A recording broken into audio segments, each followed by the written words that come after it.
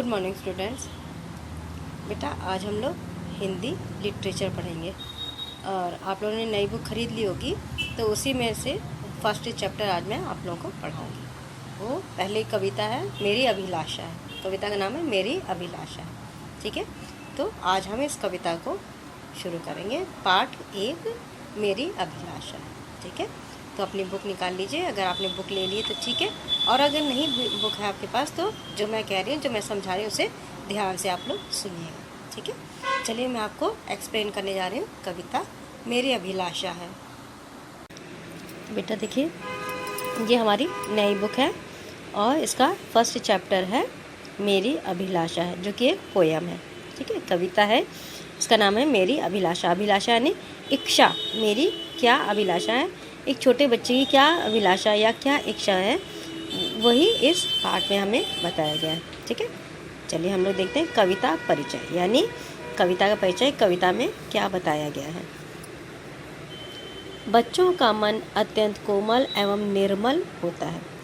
निर्मल यानी उसमें छल कपट नहीं रहता। जो छोटे बच्चे होते हैं, जैसे आपकी उम्र के जो छोटे बच्चे होते हैं, उनमें कोई भी छल कपट नहीं होता है। उनके लिए, उनके मन में किसी के लिए बुरी भावना नहीं होती है। बहुत ही कोमल और निर्मल हृदय होता है छोटे बच्चों का। वे बहुत भोले भाले और संवेदनशील होते हैं। भोले भाले होते हैं, उन्हें कोई आसानी से बेवकूफ़ बना दे या कोई अपनी बातों में उनको बहुत आसानी से उलझा सकता है, क्योंकि वे बहुत भोले होते हैं।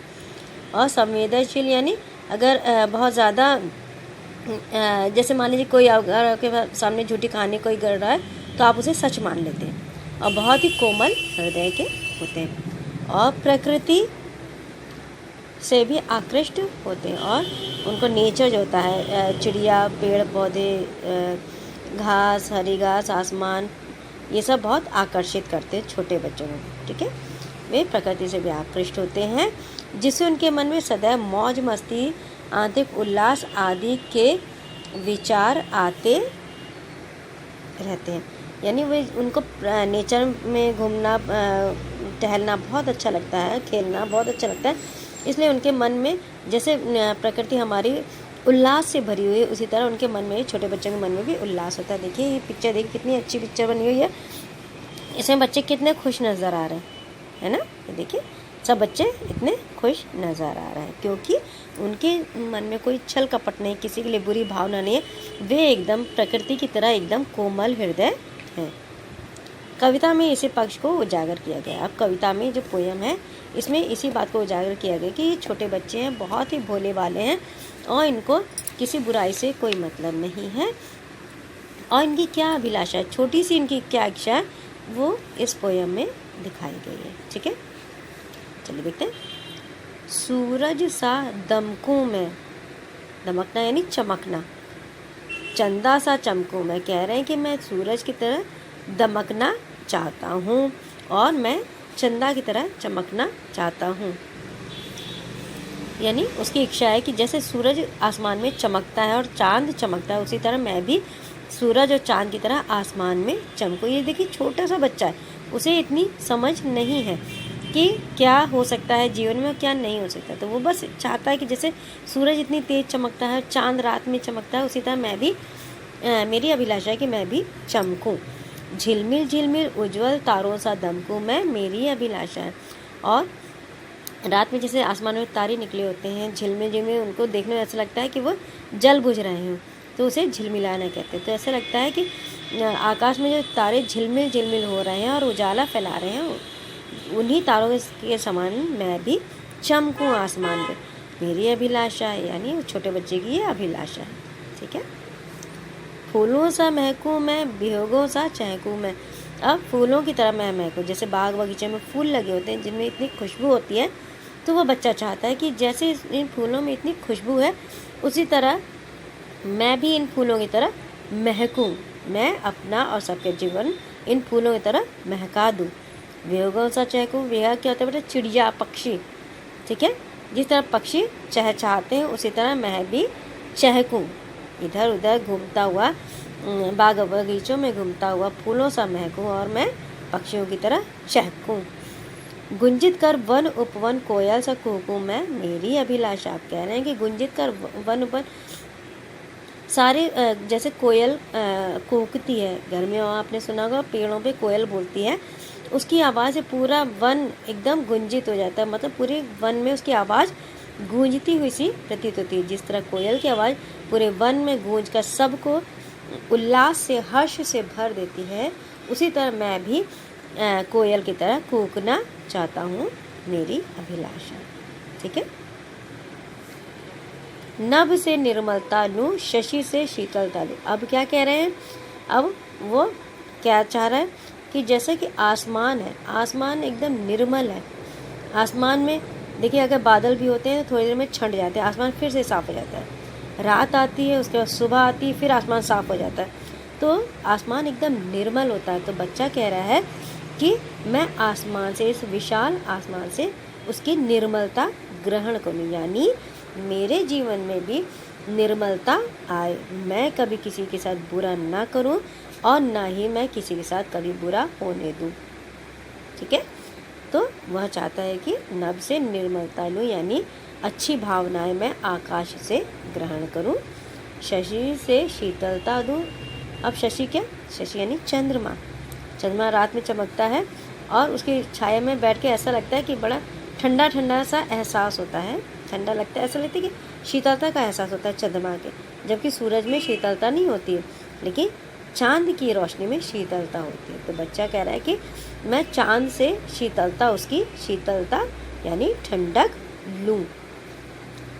धरती से सहन शक्ति, पर्वत से दृढ़ता लूँ, मेरी अभिलाषा। अब वो क्या कह रहे, धरती से सहन शक्ति। धरती को ये क्यों कहा गया कि सहन शक्ति? बेटा धरती बहुत ही ज़्यादा चीज़ों को सहन करती है। सहन करने यानी बर्दाश्त करना।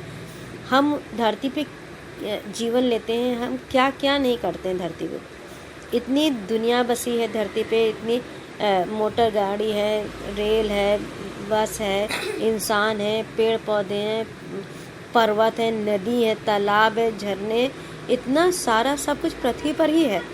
और इससे पृथ्वी को बहुत बार परेशानी भी होती होगी। अगर पृथ्वी के नज़रिए से देखा जाए तो उसको भी परेशानी, उसके ऊपर इतना बोझ लगा है, लेकिन तब भी वह सहन शक्ति साथ, मतलब अपनी सहने की शक्ति का प्रदर्शन करते हुए शांत खड़ी रहती है। पर्वत से दृढ़ता लूँ, मेरी अभिलाषा। वो कहते हैं कि पर्वत जो आसमान है, जो पर्वत है, जो हिमालय पर्वत या और भी कोई पर्वत है, वह अपनी जगह पे एकदम दृढ़ खड़े रहते हैं। आज हज़ारों साल से पर्वत अपनी जगह पे खड़े हैं, वो बिल्कुल भी इधर से उधर नहीं हिले। यानी कि जिस तरह पर्वत दृढ़ता से अपने मार्ग पर डटा है, उसी तरह मैं अपने जीवन में आगे बढ़ता जाऊं और अपने मार्ग पर डटा रहूं, सत्य के रास्ते पर मैं चलता रहूं और मैं कभी भी अपने सत्य के रास्ते को न छोड़ूं। ये मेरी अभिलाषा है। ठीक है। अब क्या, मेघों सा मिट जाऊं, सागर सा लहराऊं, सेवा के पथ पर मैं सुमनों सा बिछ जाऊं, मेरी अभिलाषा है। अब क्या कह रहा है बच्चा कि मेघों सा मिट जाऊं। जिस तरह मेघ होते हैं, मेघ यानी बारिश होती है, वो बारिश आसमान से ज़मीन पे गिरती है और ज़मीन पर गिरने के बाद वो गायब हो जाती है, लेकिन वो पेड़ पौधों को और इंसानों को जीवन दान दे जाती है। मिट कर वह बारिश की बूंद अपने आप को मिटाकर लोगों को सुखी कर जाती है। और सागर सा लहराऊं, और सागर के समान, जैसे सागर है, सागर इतना विशाल है और उसमें से बहुत से हमें चीज़ें सागर के अंदर से मिलती हैं जो कि हमारे लिए बहुत ज़रूरी हैं। ठीक है। तो उस विशाल सागर की तरह मैं लहराऊं, यानी अपने जीवन को और दूसरों के जीवन को खुशियों से और शीतलता से भर दूं। सेवा के पथ पर मैं सुमनों सा बिछ जाऊँ। कह रहे हैं कि सेवा के पथ यानी इंसान की या अपने समाज की सेवा, अपने देश की सेवा के लिए मैं उसके रास्ते पर, देशभक्ति के रास्ते पर अपने आप को न्यौछावर कर दूं। जैसे कि रास्ते में फूल बिखरे होते हैं, उन फूलों की जगह मैं अपने जीवन को न्यौछावर कर दूं। सुमनों से बिछ जाऊँ सेवा के पथ पर, यानी जो लोग देश की सेवा पे गए हैं या जा रहे हैं, मैं उनके रास्ते में सुमन सा, फूलों सा बिछ जाऊँ, यह मेरी अभिलाषा है। ठीक है। तो यहाँ ये छोटे बच्चों की अभिलाषा को, छोटी सी इच्छा को कवि ने बहुत ही अच्छे ढंग से दिखाया है।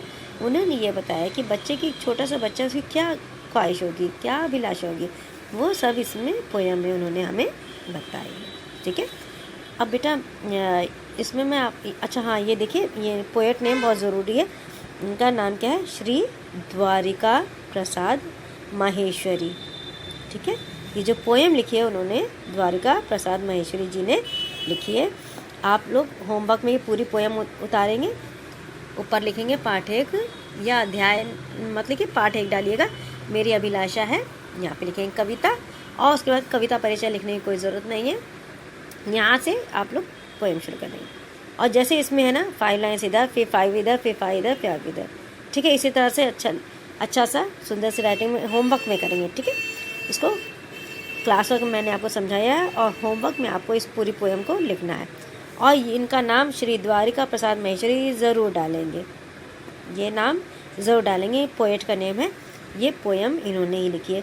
तो ये पूरी पोएम आपको होमवर्क में उतारनी है कॉपी में, और इनका पोएट का नेम भी लिखना है। ओके, थैंक यू बेटा। तो बेटा अभी हम लोगों ने ये पोएम पढ़ी, और इसमें बच्चे के मन की बातें, जो वो चाहता है, जो वो करना चाहता है अपने जीवन में, उसके बारे में कवि ने हमें बताया है। ठीक है। और मैं आपको होमवर्क बताना चाहती हूँ कि होमवर्क में आप लोग इस कविता को अपनी कॉपी में लिखेंगे। अपनी कॉपी में इस कविता को पूरी, जितनी लाइन है, पूरी कविता आपको लिखनी है। ठीक है। थैंक यू बेटा।